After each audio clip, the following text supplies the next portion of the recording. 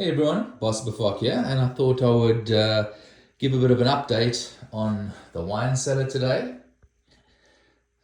just to show you a little bit of some of the new things that I've gotten.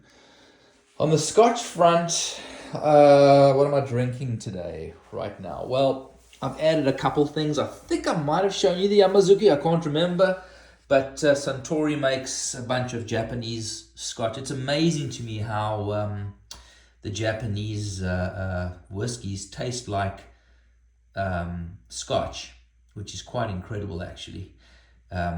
So I've the Yamazaki is one of the Suntory range that I do enjoy. It's their highest priced one. I think it's around $200 a bottle, but really good. And so I've got that coming to the end of my 21-year-old Oban. I just picked up a bottle of Cairnmore. It's the 2008 special edition, and I think it's about a 12-year-old. It was taken out of the barrel, something like 2020. It's a lovely Scotch. Again, I'm not a peaty Scotch guy.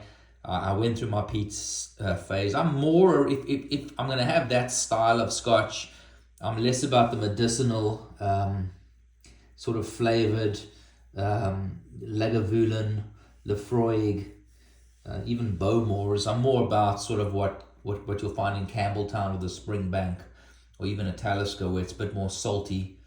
Oban, even in West Highland. Remember, Highland is not peaty or sort of salty, but West Highland's closer to the Isleys. And so when it comes to Oban, you get a bit of it's more salty rather than that iodine sort of peat flavor, which I don't like. I also bought a bottle of the Little Bay.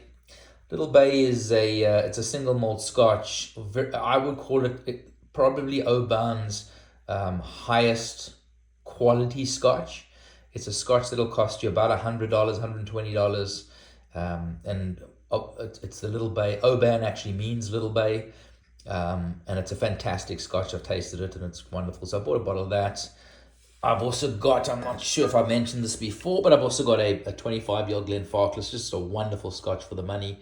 You're about $300 for a 25-year-old Scotch. Most, if you're looking at a Macallan for 25, you're sort of $1,500 to $2,000. I've always got a bottle of 15-year-old Macallan, and it's sort of a benchmark Scotch for me. And I just opened one recently. So I've got that going. So that's on the Scotches.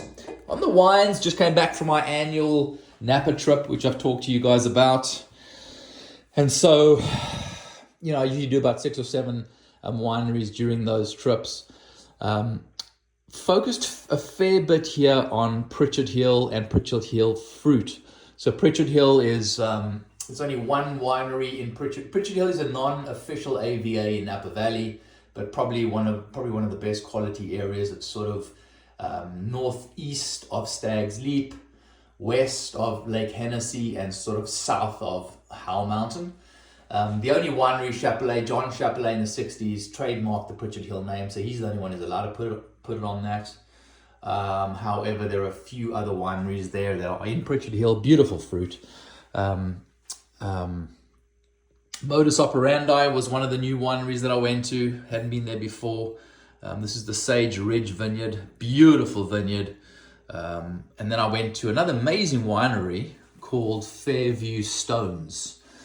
This is the Stones Longitude Latitude. It's a Cabernet Franc, with also beautiful Pritchard Hill fruit.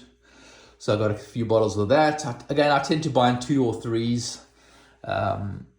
So this year we did something a little different. We also went to Sonoma on day number 2. So we go in for 2 nights once a year. Arrive early on the Tuesday, and then this year on Wednesday we dedicated to Sonoma. So we went to Kistler, we went to Copain, and then Verite, which is one of my favorite wineries. And I tasted the La Joy, and I also tasted their Cabernet Franc, which was fantastic. I really love the La Joie, pronounced La Joie. And I bought some of the 2016. I already had some of the 2013. I bought some of the 2012 out of the library. So that was wonderful.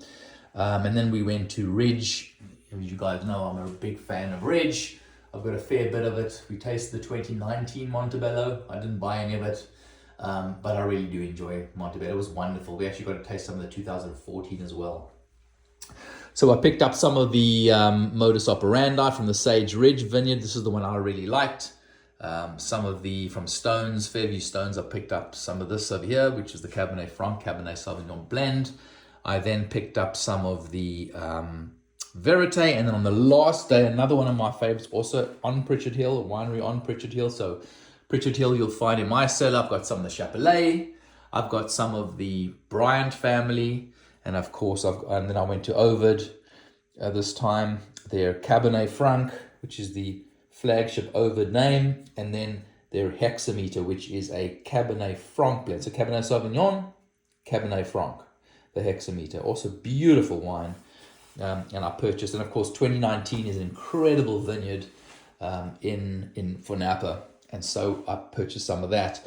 What else do I have? What else have I been tinkering with?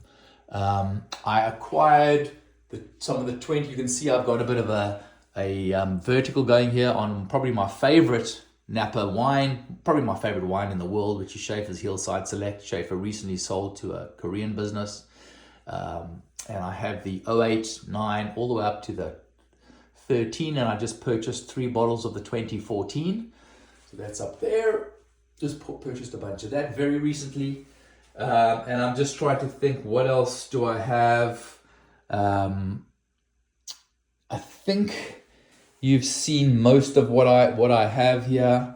Nothing particularly new. I got another vintage of Ornellaia. I got the 2019, I believe that is.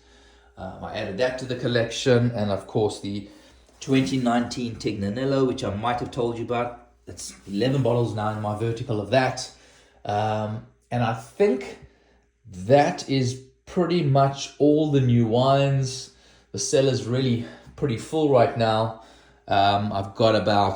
I'm sitting on about 1,000 bottles at the moment, so all very good with all of that. And so that's the update, everyone. Enjoy, and I'll post again soon.